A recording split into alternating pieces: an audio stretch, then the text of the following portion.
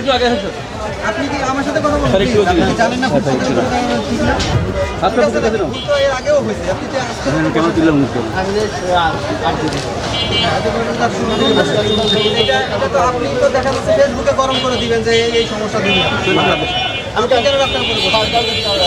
আপনি এখান থেকে এখানটা সরে যান এখনই আচ্ছা ঠিক আছে ওকে নাহলে আমি এইগুলো সব আপনি কি মিশন? না, ঠিক আছে, একলা চললে। এখন 5 মিনিট সময় 5 মিনিট সময়।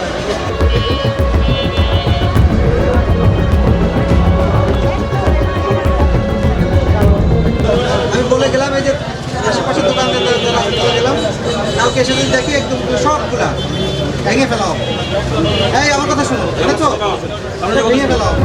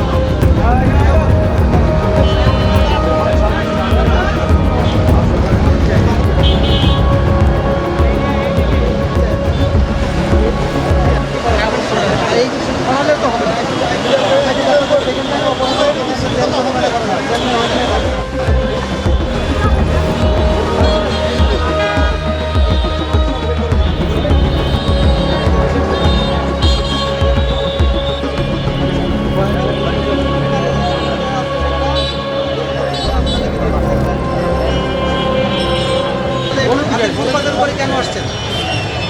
এটা তো ফুটপাতের উপরে আসছেন না?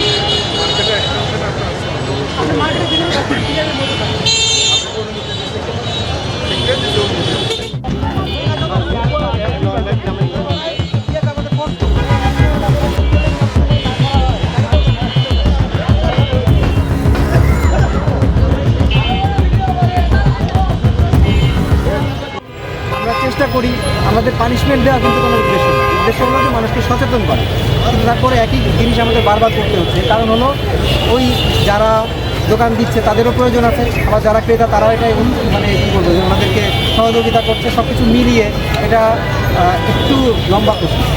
তবে আমাদের চেষ্টা থাকছে যে আমরা যেন এই যারা এই ব্যবসাগুলো করছে ওনাদেরকে আলাদা জায়গায় রিহ্যাবিলিটেট করতে হবে, আদারওয়াইজ এই সমস্যা পার্মানেন্টলি সমাধান করা মুশকিল।